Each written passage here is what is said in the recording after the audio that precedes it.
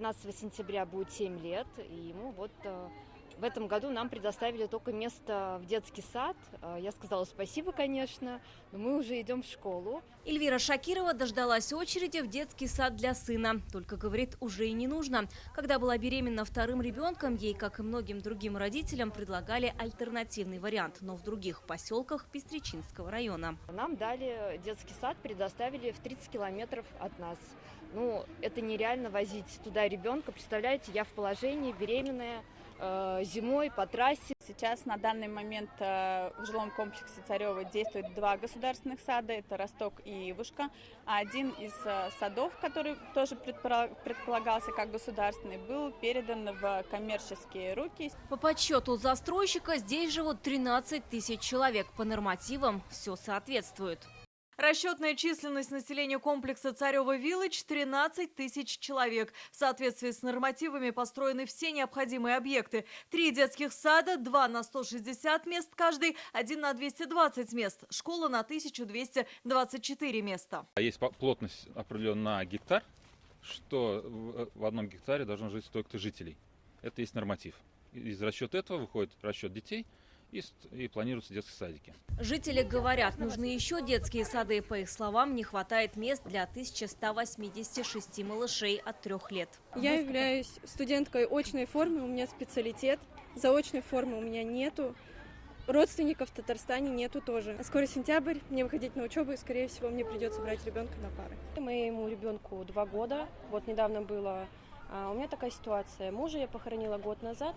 Мне надо выходить на работу, потому что я одна, содержать свою семью, поэтому хотелось бы, чтобы построили садик. Просим Министерство и ведомство Республики Татарстан в самые ближайшие сроки изыскать возможности строительства дополнительных государственных садов в Республике Татарстан в Пестричинском районе ЖК Царева-Виллидж, исходя из фактически проживающего населения. Оно, на минуточку, более 20 тысяч человек. Сейчас застройщик Царева-Виллидж планирует построить рядом новый жилой комплекс. Там предусмотрено строительство 2 детских садов на 340 мест.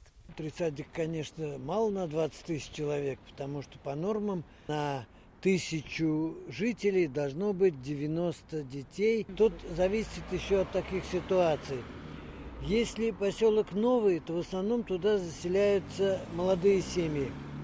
Значит, у них количество детей будет больше. В Пестричинском районе сегодня больше 7 тысяч детей дошкольного возраста. Как отметили в отделе образования, существующие сады закрывают потребность только на 44%. Чтобы частично решить проблему, в Царево закрыли ясельные группы. Так обеспечили местами детей постарше. 2 муниципальных садика, детский сад Ивушка, проектной мощью 160.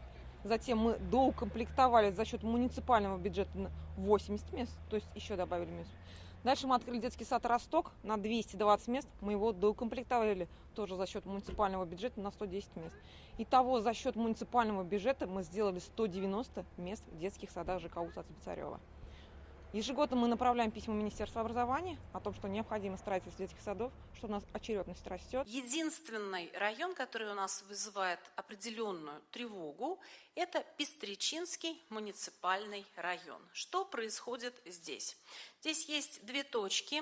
Это деревня Куюки, где большое количество детского населения, и детские сады в ЖК усадьба Царева. Вы знаете, что это жилищные комплексы, которые активно застраиваются, туда приезжают молодые семьи, где большое количество детей указанного возраста. В планах строительства детсадов в ближайших поселках Кощакова и Званка. Земля есть, но пока нет финансирования, рассказали в исполкоме района. Все необходимые документы направили в Минстрой. Они сейчас на рассмотрении в ведомстве. Сегодня в республике строятся 4 детских сада, 2 по нацпроекту «Демография» и 2 за счет бюджета республики. Также 11 школ, 3 из них с садиком в Мамадышском, Алькеевском и Высокогорском районах.